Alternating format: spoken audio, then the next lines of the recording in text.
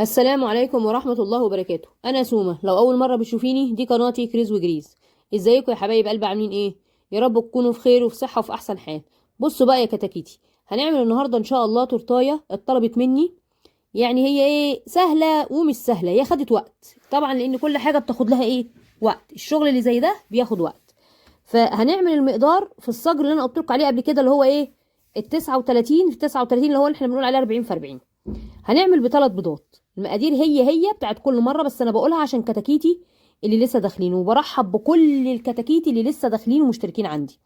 بصوا بقى يا بطبيتي، حطيت في العجان ثلاث بيضات كبار، معلقه محسن جل صغيره بس هرميه، عليها نص كوبايه سكر، عليها معلقه خل. بصوا بقى، هنحط كوبايه الميه دي نملى نصها ميه فقط لا غير. اول ما الفوليوم يعلى هنضيف كوبايه الميه حبه حبه.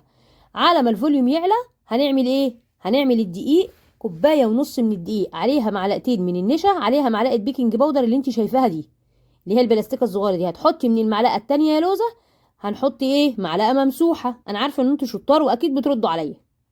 بصوا الخليط بسم الله ما شاء الله عامل ازاي، عالي عالي وجميل وهش وزي الفل. في بقى هنا انا غلطه عملتها، مش في ده بقى، الاسبونج التاني اللي احنا هنعمله مع بعض. هتلاقوا فيه الاسبونج هابط شويه. لما جيت حطيت معلقه المحسن ما حطيتهاش نفس المعلقه الاولانيه، خدت معلقه كده صغنطوطه مش هرميه. انا ايه وانا بشتغل سوها عليا، فهتلاقوا صاج مرتفع وصاج لا. عشان كده بقول لكم خلي المحسن مظبوط، لا تزودوا محسن ولا تقللوا محسن. هيزيد هتلاقيه هاشش منك، وتبص تلاقيه تيجي وانت بتشتغلي كده عامل زي رغوة الصابون، فشت فشت فشت فشت بيعمل كده. مش هتحسي فيه بأي حاجة، ولا هيشيل سيرب ولا هيشيل كريمة ولا أي حاجة. إنما هتخلي المحسن مظبوط، هتلاقيه معاكي فل وجميل ويتشرب السيرب ونقطتين سيرب، وما بيحتاجش سيرب أصلا، بس احنا بنحط له حاجة بسيطة بيبقى جميل. بص الخليط بسم الله ما شاء الله عامل ازاي. انت بقى في الوقت ده مش هتولعي الفرن. ليه يا سومه؟ ما انت بتقولي ولعي الفرن وانت بتعملي الخليط. طالما هتعملي يا بطه خليطين مش خليط واحد، يعني صاجين، يبقى ولعي بقى من الصاج التاني. يعني بعد الشر عليك تولعي طبعا، لا انت تولعي في الفرن واللي يتشدد له كمان. لا احنا بنقول ايه، ان انت طالما هتعملي الصاج التاني يبقى حرام تفضلي مشغله الفرن من دلوقتي. تشغليه امتى يا لوزه؟ لما تكوني بتعملي الصاج التاني. اهو بصوا كده، هننزل بقى الخليط. بصي بسم الله ما شاء الله عليه ازاي، الصاج جميل اللي هو 40 في 40 ده. انا على فكره سبت ال 30 في 40 خالص. من الصاج ده كان عندي، ده مش صاج، ده انا كان عندي اتنين او تلاته منهم او اربعه. زي ما تقولي سهيت عنهم ولا ايه، ما تعرفيش. ده حلو في ايه بقى، بيسعف لما تكوني عايزه تعملي حاجه وتطلع معاكي على السريع. ابقى عندي الصواني، بس المشكله ان هي هتاخد وقت معاكي يا لوزه طويل، ساعه الا ربع، ساعه، حسب ما بيبقى درجه حراره الفرن اللي انت ظبطاها. فده 10 دقايق، والله طلع معايا 7 دقايق، 7 دقايق بالظبط وبيكون طلع. بس انا بقول 10 دقايق ماكسيموم، ليه؟ لان في افران ما بتقبلش الا هي ايه، 10 دقايق. يعني مثلا واحده تحط الصاج 7 دقايق وتطلعه تقول لك الله يسامحك يا سوم طلعته طلع معجن. لا، حتى انت لو مليون واحده بتشرح لك يا لوزه، اوعي ما تعمليش بالخله. تفتحي عليه بعد 7 دقايق، 6 دقايق او 8 دقايق وتشوفيه، تحطي الخله استوى تمام التمام، مالكيش دعوه بفلان ولا ما بفلاناتش. النبي لما تكون حتى استاذه حلويات، انت عينيكي في وسط راسك تبقي عارفه تحطي الخله وتجربي. هنعمل نفس بقى المقادير، نفس اللي فات. بصي بقى المعلقه دي اهي زغنطوطه بس مش هرميه، لا التانية كانت هرميه. هيطلع الخليط ده حلو وتمام التمام وملبن، بس مش عالي زي التاني. 3 بيضات، معلقة محسن هرمية بما يعادل 30 جرام. هنحط نص كوباية سكر، وعليها معلقة خل، ويتضربوا. ونحط نص المية جنبها، اللي هي نص كوباية المية جنبها. اللي وصلت لحد هنا يا لوزة ما تنساش لا اللايك ولا الشير ولا السبسكرايب، اوعي تنسيني يا لوزة، عشان بتخش وتنسي يا لوزة. بص انا كنت عايزة اقول لكم على حاجة، انتوا بقى خلاص المقادير عرفتوها، عشان ايه انا اقول لكم بقى الايه القصة دي عشان انا نسيتها. انا لما قلت لكم في الفيديو اللي فات يا جماعه، معلش انا السلوك عندي بايظه خالص من قله النوم. يعني اللي ما بينامش ده عدل الله يكون في عونه، والله الله يكون في عون اي حد ما بينامش عدل. قله النوم دي بتخرب الدنيا معايا انا بالاخص. انا لو انا عندي ما اكلش وما اشربش بس انام، قله النوم بقى عندي يا خرابي. خدوا بقى يعني بلاوي سودا، الواحد يفضل يهنج. اخش المطبخ اوقع حاجه، اكسر حاجه، احط حاجه مكان حاجه. مش عارفه ماسكه الريموت في ايدي. في مره كنت بره في مع عيالي وبدور على الريموت وهو في ايدي، وهزعق والريموت في ايدي، والاقيهم بيضحكوا فبيستفزوني كمان بضحكهم، والريموت في الاخر في ايديا. بصيت للريموت كده، بصيت للعيال، رحت بصلهم، رحت حاطه الريموت ورحت سايباهم ورحت ماشيه. قله النوم يا جماعه بتعمل اكتر من كده. انا لما قلت لكم في الفيديو اللي فات 4 كيلو ونص الكريسبي، لا الكريسبي 3 كيلو ونص، معلش حتى انا كتبت في التعليق المثبت 3 كيلو ونص، لاحسن ايه تفتكروا ان هو 4 كيلو ونص. انا غصب عني والله، معلش قله النوم بتهنج. انا لما بيبقى في غلطه ولا اي حاجه غلطتها بنوه عنها علشان محدش يقع فيها، او محدش يعني ايه يروح يجيب الحاجه ويتاذي بسببي. حرام. واحده مثلا ممكن تروح تشتري تقول ده فلانه لسه جايباه 4 كيلو ونص، يعني انت بتضحك عليا بتنصب عليا. لا، عشان تبقوا عارفين 3 كيلو ونص. بص بقى هنا يا لوزه، تبقي مولعه الفرن بقى في بدايه الصاج ده. بص الخليط بسم الله ما شاء الله، ما شاء الله عليه. هتعملي ايه بقى يا لوزه؟ كل اللي انت بتعمليه ده بقى هتحطيه في قلب الصاج، تفرديه وتدخليه 7 دقايق 10 دقايق بالكتير، ويطلع. في ناس فرنها 12. بصي بقى يا لوزه، ما تعتمديش على القصه دي، خله وجربي الخليط. طلعت تمام حلو ان شاء الله يا رب تاخد دقيقتين، انت فرنك تمام التمام بيطلع الحاجه كده 5 دقايق. ما تقعديش بقى سايباه تقول لا ده فلان قال 12، ده علان قال 5 دقايق، ده علان قال 6. اوعي تلتزمي بمواعيد حد، لان الافران غير بعضها يا جماعه، كل الافران غير بعضها. فانت مش هتخسري حاجه لو عملتي بالخله ولقيتيها تمام التمام. بصوا بقى احنا هنعمل ايه. التورته دي كانت اتطلبت مني دبدوب واقع في قلب التورته وايديه بره ورجليه طالعه منها، يعني غطس فيها كده وطالع فيها. هي الصوره جايه لي كده زي ما جت زي ما عملتها اهو. هتبداي بقى تحطي الخليط. بص انا قلت لكم ايه، يعني بغسل ايدي 5000 مره، عشان انا هشتغل بايدي على فكره. في اغلبيه الفيديو ده هشتغل بايدي، كل شويه اغسل ايدي وامسح الرخامه. بص الرخامه ممسوحه ازاي، كل دقيقه اشتغل وامسح. بصي بقى الصاج ده، مش الصاج ده انا بقول لكم بصوا ده عالي ازاي وده عامل ازاي اهو. سبته شويه يهدى عشان كنت عايزه اشتغل فيه 4 ساعات واشتغلت فيه اهو. بصي يا لوزه ده عالي، ده يعني فاضل له نص سنتي كده ويعلي، ده احلى. هنعمل ايه بقى؟ مقاس 16 اهو، والطبق دوت مقاس 20، والقاعده مقاس 30. يبقى هعمل الراس بتاعه الدبدوب مقاس 16، وهعمل الجسم اللي هو اللي تحت اللي هيشيل اللي هو يعتبر التورته مقاس 20، والقاعده اللي انا هحط عليها التورته بالراس مقاس ايه 30. يا رب اكون قلت صح، لحسن احيانا بهنج وبعد ما بطلع من الفيديو بفوق بقعد اعمل حاجات. لا والمصيبه اسجل واخلص وبعد كده لما ابقى اشوف الاقيني ايه عامله بقى ايه كوارث. هفوق بقى بعدين، بس انا بنبه عليكم اهو بعدها، اللي متابعني بقى هيعرف اهو. بصي ده مقاس 20، تعملي بقى كده بالطبق تطلعي منه 4 ديسكات. وبرضه هقول لك على حاجه هنا انا نسيتها، لو عايزه تعملي التورتايه دي ما تعمليش اللي انا عملته. يعني انا بعد ما بعمل الحاجه اوقات كده اقول ايه، طب مش كنت عملت كذا كان احسن. هقول لكم بقى تعملوا ايه، يعني خليكي معايا يا لوزه خطوه بخطوه، عشان ايه اعرف ايه انقل لك الصوره بالظبط. وعلى فكره انا حاولت اقص من الفيديو ده كتير، اقصى حاجه والله العظيم هو ده، يعني الوقت ده هو اقصى حاجه. يا اما كنت هقطع حاجات كتير عندكم ما بتشوفوهاش، وتبصوا تلاقوني حاطه ديسكات تقولي جابت الديسكات دي منين، طب جابت ده منين، طب عملت ده منين. فانا بوريكم، انتوا عايزين تستفادوا مفيش مشكله كملي الفيديو الاخر. حاسه ان الفيديو طويل وهيزهقك وعايزه تجري منه برضو مفيش مشكله، جري منه، اعملي اللي يريحك يا لوزه. بس انا والله فعلا حاولت بقدر المستطاع ان انا اقص منه، قصيت منه كتير. الفيديو ده كان طويل جدا عن كده كمان، وحاولت اقصه. انا في فيديوهات بتبقى 10 دقايق 11 دقيقه 12 دقيقه 9 10 15 16، انا حسب ما بيطلع معايا الفيديو بحاول اقص منه على قدر ايه، على قدر استطاعتي يعني. اهو تشيلي بقى الورق كده، ده ورق اللي هي السندوتشات يا لوزه، اللي هو بتاع الحواوشي ده. بص ده طلع هابط سنه ازاي. التاني كان جميل عشان حطيت المعلقه مظبوطه، اما تيجي تحطي المعلقه مظبوطه يا لوزه. الصاج ده كله هنقطعه المقاس اللي انتوا شايفينه ده 16، كله هقطعه كده. هنا بقى المفروض كنت شلت كام قطعه من الصاج دوت هو والصاج التاني، للرجول بتاعه الدبدوب وللبتاع دوت للودان، لان اللي هي كانت عايزاها قالت لك انا مش عايزه عجينه السكر ما بحبهاش، فما تحطليش اي حاجه فيها عجينه سكر، اعمليه زي ما انت ما شايفه كده، بس انا مش عايزه فيه اي حاجه خاصه بعجينه السكر. في ناس بتكره عجينه السكر، انا احب اشتغل بيها واحب اطلع منها اشكال لكن ما اكلهاش. يعني الواحد ياكل التورتايه العاديه، هي اصلها اذواق يا جماعه. في ناس بتعشق عجينه السكر، انا احب اشتغل بيها وابقى اعمل معاكم يعني بيجي لي كذا حاجه كده لعجينه السكر ابقى اعملها لكم، لكن انا ما بحبش اكلها، احب اشتغل بيها لكن ما بحبش اكلها.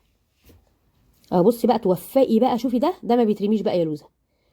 يعني احنا لو بنعمل عروض ده بيطلع كباط. اهو بتحاولي ان انت بقدر المستطاع تطلعي نفس الدايره، تظبطي كده الدنيا وتوفقي لحد ما يطلع لك ايه، نفس الشكل اللي انت شايفاه ده. اهو دي هنطلع منها راس الدبدوب. السقعه جت بقى، وايه الشغل بقى في القصه دي جميل جدا، ولا كريمه تسيح ولا وجع دماغ ولا تدخلي في التلاجة ولا تخرجي كل شويه ولا تميل منك ولا. طب انتوا هتلاحظوا حاجه، هتلاحظوا ان انا في التورته دي ما حطيتش اللي هي البتاع ديت اسمها ايه، او ههنج بقى. هنا بقى ههنج، عايزه حد يلحقني بقى ببق ميه. اللي هي الدعامات اللي احنا بنركبها في التورته، ما ركبتش ولا دعامه. عملت حركه كده حلوه، مش عارفه هتنفع معاكم ولا لا، عشان محدش يقول انا ما قلتش، انا بقول اهوت عشان تركزوا معايا. شايفين ده ايه؟ ده البسكوت. هندش دماغه دلوقتي، مش هنخلي فيه فتفوته. حطه في كيس كده، عايزه تضربيه في الخلاط تضربيه في الخلاط او في الكبه بتاعتك ماشي. لا انا جبت اللي هو بتاع الفيليه دوت، اللي هو والبفتيك اللي بيفردوا دوت الشاكوش ده، عملت بيه كده خبطتين ثلاثه. هو اصله بسكوت ساده من اللي انتوا عارفينه عندي انا. خدت كام حبه كده في ايدي، يعني مال الطبق، ورحت ايه مدغدغيه. هتحطيه بقى فين يا لوزه؟ هتحطيه في الكريمه. وانتي بتعمليه كده هتحطيه في الكريمه. خلاص كسرناه والحمد لله. نلم بقى الدنيا الحواسه دي بتاعت عبوده النجار. طبعا انتوا في ناس تعرف عبوده النجار وفي ناس ما تعرفش عبوده النجار. عبوده النجار بقى مين اللي يعرفه؟ كتاكيتي الحلوين اللي كانوا معايا ساعه حلاوه المولد، هم اللي يعرفوا عبوده النجار. عرفتهم بيها انا. بصي بقى هنا يا لوزه، هتحطي في العجان ايه؟ كوبايه كريمه. هي هنا خدت معايا كوبايتين كريمه. التورتايه دي خدت معايا كوبايتين كريمه. كوبايه كريمه انا عملتها في الاول نص كوبايه ميه مع كوبايتين نص كوبايه ميه، قال يا ربي، نص كوبايه سكر مع كوبايتين ميه. عشان دي ريتش يا جماعه، انا بستخدم ريتش المتحده. بصوا المصيبه ان هي بتخرز، وقلت ايه، ما انا اصلي سبحان الله الواحد مدمن الحاجه الحلوه والحاجه النظيفه. والعميل لما بيبقى عندك عارف طعم الحاجه بتاعتك خلاص بيبقى خد عليها. بس فعلا انا فيما بعد شكلها هغير، يعني شكلي مش هكمل بيها. غاليه جدا، واوقات بتخرز كده وتقرفني وتطلع فقاعات. الفقاعات دي بتخنقني، اضطر ان انا المها واعدلها، ما هي بتاخد معايا وقت. يعني اللي يخليني اعمل 3 4 يخليني اقعد اعمل واحده طول اليوم تقرفني. الواحد بيبقى عاوز ينجز. اهو بص انا حطيت هنا ايه، كل البسكوت اللي انا كسرته حطيته في الكريمه. الحشوه دي جميله جميله جميله وطعمها حلو. عايزه بقى تحطي كريسبيات حطي. شوكولاته من اللي هي الزغنطوطه دي اسمها ايه، اللهم صل على سيدنا رسول الله، صلوا معايا على سرور الله كده. اللهم صل على محمد. اللي هي شوكليت شيبس، افتكرتها. اللي هي شوكليت شيبس. عايزه تحطي فيها شوكليت شيبس براحتك. ممكن تحطي اللي هو في الخلطه دي، تحطي اللي هو لا مش الكريز يا ربي، اللي هو الجليز. الجليز اللي هو لونه احمر دوت، بالفراوله بالمانجا، زي ما انت ما عايزه. هنبدا بقى في تجليس اول حاجه واول حشو. اهو بص بقى اللي هو الحتت الصغننه دي، هي من نفس الصاج يا جماعه، بس هي ايه، ما بتترميش. بتحطيها جوه ما بتبانش، انك بعد ما بتجلسيها خلاص هي بتبقى كلها على بعضها قطعه واحده. ما تلاقيش حاجه يمين ولا شمال، خلاص. انت بتقصقصي بقى الحاجات اللي هي بتبقى شاذه دي وطالعه لبره، تبداي تظبطيها. ابص رشه خفيفه من السيرب، مش كتير لان هو مش مستحمل، هو بسم الله ما شاء الله يعني جمال الجمال كله. انا ما اعرفش العملاء دول بيجيبوا الصور دي منين. قاعدين فاضيين بقى بيخشوا على الانستجرام ولا على الفيس ولا على اليوتيوب ولا بيخشوا على ايه بالظبط، انا مش عارفه. كل يوم والتاني الاقي لي صوره غريبه. والله انا عامله كذا حاجه كده، وقلت هبقى انزلها، بس الواحد بيقول هبقى يمنتجها ومكسل يمنتجها.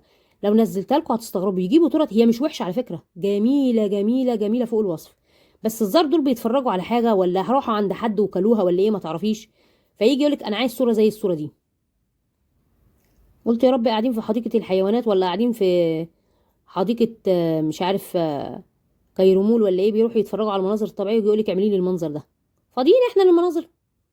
ناقصين مناظر احنا؟ كفايه علينا البوكسات يا جماعه، نعمل لكم البوكسات اجمل. بصي البوكسات دي بسم الله ما شاء الله قرفتها سهله، والطرق مش صعبه، بس اوقات بيجيبوا لك حاجات معقده بتاخد معاكي وقت.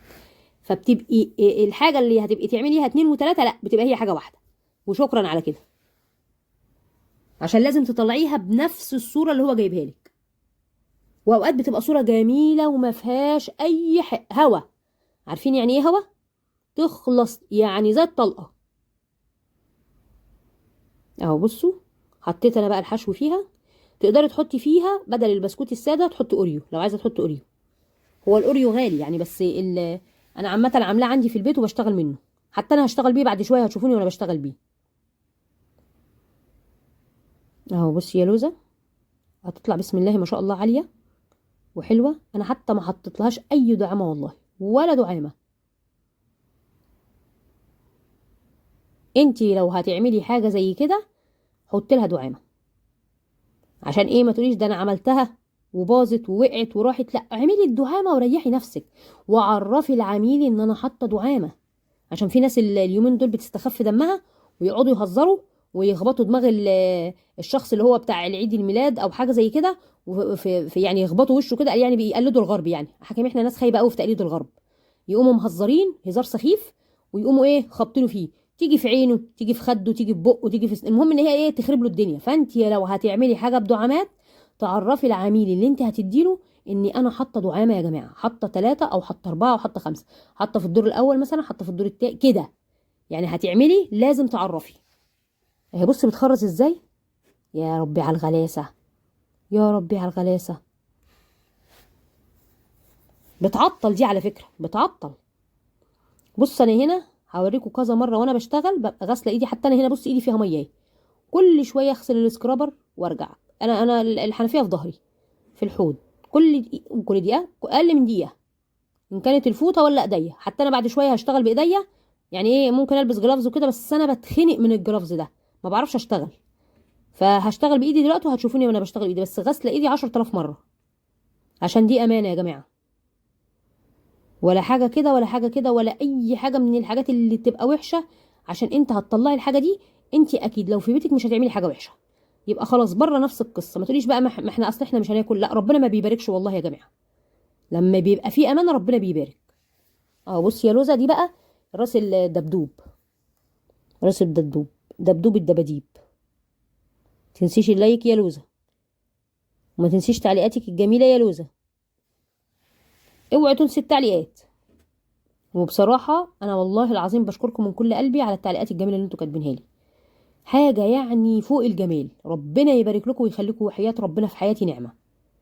يعني كلامكم الجميل ده، والله لو قلت لكم انا بعمل ايه هتموتوا على روحكم من الضحك. بقى اقعد اضحك ضحك لما عيل من العيال يخش فيه ايه بقى، واقعد اهلل. بص ده كاتب لي ايه، بص دي كاتبه لي ايه، بص فلان كاتب ايه. اقول لهم شايفين يا سلام مش عارف ايه، اقعد اضحك. يا ماما ده انت خضتيني يا ماما، بتقعدي تهللي كده نقول في حاجه حصلت. بصراحه ربنا يبارك لكم والله. الكلام ده يا جماعه انتوا ما تعرفوش بيخلي الواحد يعني مش في السماء، يعني معنوياته بتبقى مرتفعه. تلاقي كمان، وكمان انا اصلا بحب الناس جدا. تعرفوش بقى دي خيبه ولا عبط ولا ايه، انا بحب الناس جدا جدا فوق الوصف. والله نعمه، يعني حب الناس ده نعمه. وان انت تحبي حد كمان دي نعمه. فربنا ينعم عليكم بالنعمه دي، تحبوا حبايبكم وعيالكم، وعيالكم يحبوكوا ويكونوا مطوعين لكم بحق جاه النبي. اهو بصي دي بقى الايه، التجليسه كده من ايه، من ممكن ما تعمليش اللي انا عملته ده. عشان مره عملتها في التورتيه القلب، وبرضه عرفتكم تعملي ايه وما تعمليش ايه. انا حطيت حاجه خفيفه. ممكن ما تحطيش دي في خالص في الاول، علشان مثلا ايه ايدك ما تتلحوس ولا حاجه. في الاول انت جلسي من جوه وابداي قصي، وبعد ما تقصي ابقي جلسي بقى. بس انا ايه حبيت الم التلاميم كده زي ما بيقولوا. اهي بصوا غسلت ايدي بوريها لكم اهي. عشان انا ايه وانا بعمل كده عارفه ان ايه حاجات هتلزق في ايدي وتطلع منها حتت معينه، هبدا ايه ان انا اقصها. ركزوا بقى انا هعمل ايه. هقص من ورا الدبدوب كده من عند قفاه. سكينه اهي مشرشره اهي، شلت انا من ورا اهو تمام كده. اجي بقى عشان عيني اشيل الجنب ده واشيل الجنب ده واسيب ناحيه مناخيره. شايفه كده يا لوزه اهي. انضف انا بقى الليله دي كده، انا نضفتها ورجعت لكم. هعمل حته من مناخيره، عملتها زي الكيك بوبس، حطيت لها كريمه ورحت عاملاها بايدي اهي. ايدي مبلوله اهي، خليكم شاهدين يا بشر، ايدي مبلوله اهي، مغسوله كذا مره ومبلوله ونضيفه وزي الفل. والله والرخامه كل شويه امسحها. ده انا عندي هسهس اصلا. ده انا شويه الدبان اللي كانوا عندي بتوع الموز دول كانوا عاملين لي هسهس. ماسكه مضرب وراحه جايه في الشقه وعملت كل اللي انتوا قلتوا لي عليه لحد الحمد لله رب العالمين ربنا ما قطعه. كان عامل لي هسهس مش عارفه اروح ولا اجي والله. حتى بغض النظر عن الشغل بتاع بره، انا نفسي في المطبخ واقفه متضايقه ومتعكنينه. كل شويه الاقي لي واحده كده واحده كده، بتضايق انا. الحشرات دي بصراحه رخمه. بصي بقى، هتاخدي من الجناب وبالمعلقه كده تعملي تجويفه عشان تعملي عينين الحاج دبدوب، دبدوبه التخينه. بصوا تشيلوا كده من الجناب كده، وبعدين ايه، انت بقى ظبطي ايديكي بقى معيار كده لايه، للصوره. تبقي حاطه التليفون قدامك يا لوزه وتبصي تلاقي في حته زايده تشيليها، حته ناقصه تشيليها. بصي انا عماله ايه اهي، انا مش عارفه بقى اشرحها لكم، انتوا شايفين اهو. الحته اللي الاقيها واقعه من هنا اظبطها، الحته اللي الاقيها من هنا مش متظبطه اظبطها، واحده عاليه واحده واطيه اهي كده. احنا عملنا له مناخير اهو، حطينا له الحته من قدام كده، قال يعني بقى مناخيره بقى مفيش زيها. دبدوب الباندا، دبدوب يا دبدوب. بص انا سبت واحده بس من دي، انا غلطانه بقى، كنت المفروض سبت واحده من الكبيره وواحده من الصغيره. ليه بقى؟ علشان اعمل الودان واعمل الرجلين. انا بعد ما خلصت خالص نسيت ان انا اسيب قطعه من الكيك، لان هي قالت لك مش عايزه عجينه سكر. يا دي النيله، طب ما انا نسيت اسيب، اعمل ايه؟ كنت رايحه جايبه شويه بسكوت ورحت ايه، ضرباهم كده في الخلاط، نعمته، وبعدين رحت حاطه له ايه، شويه كريمه وشويه سيرب وشويه شوكولاته وشويه كاكاو، قلب قلب قلب واخلط بعده كده كله في بعضه، ورحت عامله الايه الرجول بتاعته، ورحت عامله ايه الرجل التانية فوق بقى في الودان. اهي دي بقى الودان اللي انتوا شايفينها دي. انا بقى المفروض كنت اعوذ بالله من كلمه، انا كنت عملت كده، حطيتها في قلب الكب كيك اهو، وبعد ما جمدت في قلب الفريزر رحت مطلعاها، ادتني نفس الشكل ده. عايزه تحطي تحتها كيس حطي، عشان هي ايه غلبتني شويه على ما طلعت. الكيس احسن، بحيث ان هي يعني الحاجه اللي انا اقع فيها بكتشفها بعد ما اعملها بقولها لكم، عشان لو حد هيعمل ما يتعذبش زيي. الدل على الخير كفاعله. وانتوا بصراحه دلتوني كتير في الكومنتات اجيب ايه وما اجيبش ايه. على الخامات برضو ما تجيبيش كذا واعملي كذا. اهي بصي لزقت اهي، هسيبها بقى في الفريزر شويه. تيجي بقى ايه لراس عمنا الدبدوبات، تبداي بقى تجلسي التجليسه اللي هي الاخيره، وتنعميها على قد ما ايدك تجيبك. كده كده احنا هنعمل له شعر كده وتنتشه من ورا وبتاع والكلام ده كله، فمش مشكله حتى لو فيها ايه كذا حاجه كده صغنطوطه مش هتبان قوي. بس انت بقدر المستطاع حاولي انك تخليها ملساء وتخليها ناعمه. اهو بصي سباتيولا كده صغيره.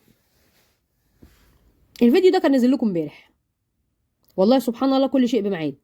مش عارفه ايه اللي حصل ورحت فيه قلت هبقى انزله وبتاع، ما اتلخمت. عشان في كتاكيت بيقولوا لي نزلي كل يوم. انا عايزه ابقى اعمل قصه كل يوم دي، والله عايزه اعرف ازاي اصور شغل كده كل يوم، اتعلمها. لان انا بصراحه التصوير ده بياخد وقت كتير فوق ما تتصوروا.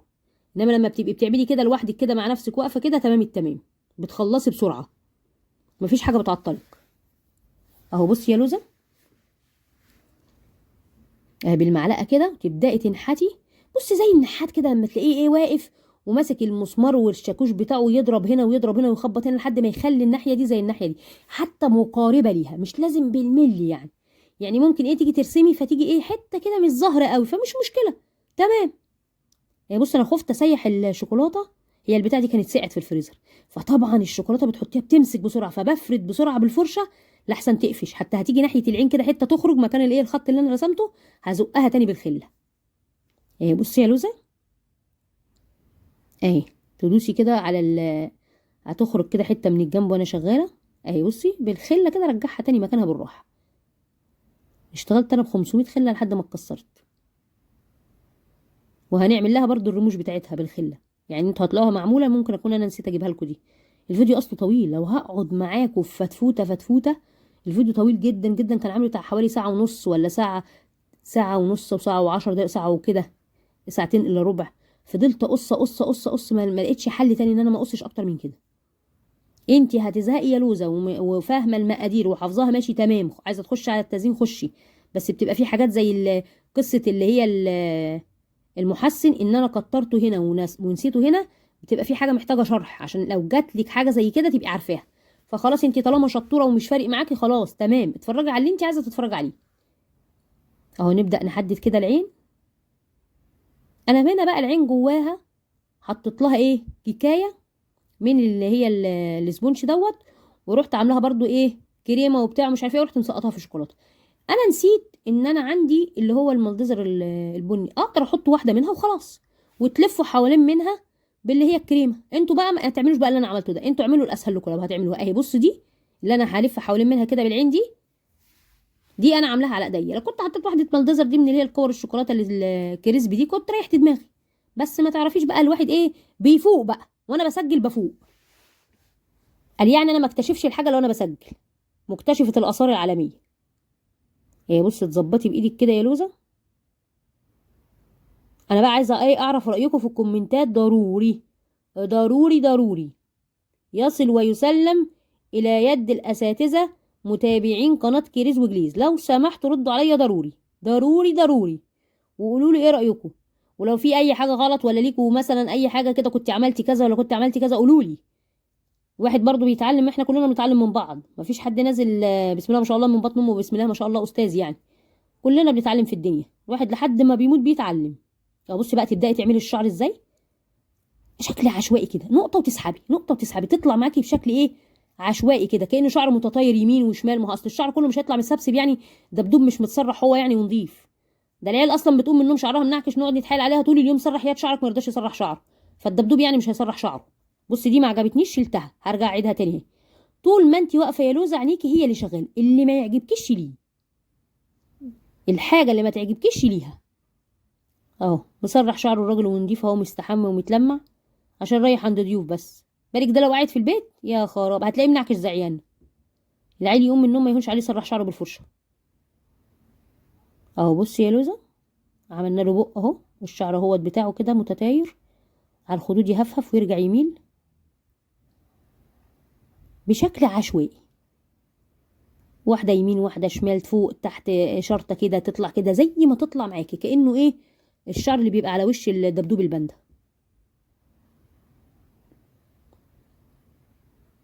اهو كده خلاص. انا جبت بقى التانية ديت من الفريزر، هنقلها بقى بالايه بالنقل بتاع التورته، الناحيتين الاتنين دول هظبطها كده واحطها تمام التمام.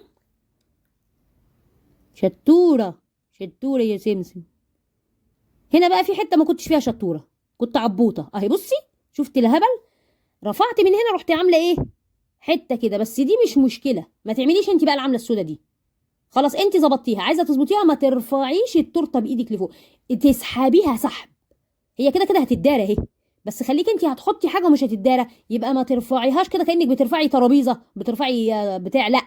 انت بسباتيولتك او اللي هي الشياله بتاعت التورت، تسحبي كده تلحلحي فيها يمين وشمال لحد ما تحطي الحاجه. هي في الاول كانت معموله 10 على 10، جيت انا بقى برفعها كده رحت ايه مبوظه الحته دي. قولي هي هتتدارى، بس انت خليكي بقى هتحطي مثلا تورتايه فوق تورتايه، لا ما تعمليش الحركه دي مش حلوه.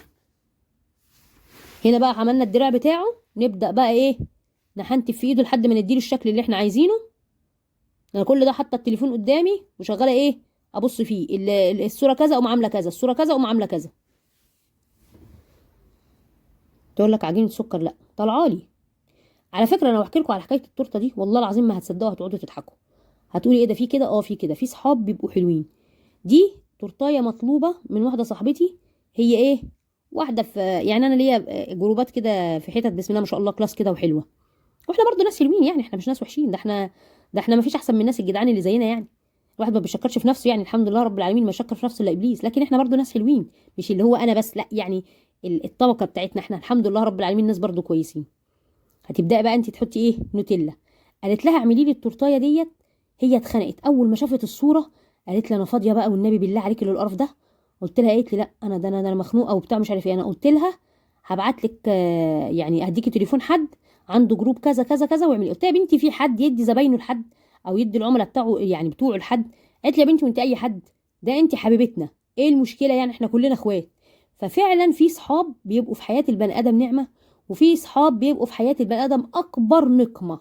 يعني في ناس خدوا بالكم، انا مش حياتي كلها اصحاب حلوين، لا ده انا عندي استغفر الله العظيم حبه كده يعني يعني مش كل الناس هتجتمع على حبك ولا كل الناس هتجتمع على انهم كويسين. ده الصابع الايد كلها مختلفه، بيبقوا 10 من بطن واحده وتلاقي كل واحد ليه طبع مختلف، فما بالك بقى بالاصحاب والناس والجيران، مش كله زي كله. في منهم ناس بصراحه في حياه الواحد نعمه. قلت لها ماشي تمام هتعملها، عملتها انا بص طلعت عيني. اتصلت بيها قلت لها فعلا انت هديتيني اكبر هديه، قعدت ماتت على روحها من الضحك. قالت لي مش انا قلت لك؟ انا اول ما شفت الصوره جات لي عقده، قلت لها دي سوبه اللي تعملها، انا ما اعملهاش ما اوجعش دماغي. فالمهم جايبه لي صوره بعدها تقول لي خدي اعملي لي، قلت لها لا مش دلوقتي اصبري عليا بقى بالله عليكي. بص كده احنا بقى حطينا ايه بصي بقى الودان دي المفروض تتطرف على الطرف شويه. ليه بقى انا حطيتها فوق؟ لان انا هشيل الودان دي تاني. العلبه كبيره او كل حاجه، بس انا هخاف ان هي بعد ما تتحط تخبط فيها فتقوم نازله تحت. فانا قلت لا اجمدها. وهنا الرجول بتاعه البتاع دي، انا جبت ورقه كراسه بيضه ورحت قصها زي ما انت ما شايفه كده. بصي بدات الرجل تميل وتقع، رحت جايبه لها 3 4 خلات وبتقع. عارفين بتقع ليه بقى يا شطار؟ علشان خاطر البتاع دي معموله من البسكوت وتقيله، هي كانت عايزه عجينه سكر فوق الكيكه وخلاص وخلص. بس تقولي ايه؟ قولوا لي بقى ايه رايكم في الكومنتات. اوعوا تنسوني بالله عليكم، اوعوا تنسوا الكومنتات اهم حاجه، واللايك والشير والسبسكرايب. واشوفكم في فيديو تاني، والسلام عليكم ورحمه الله وبركاته.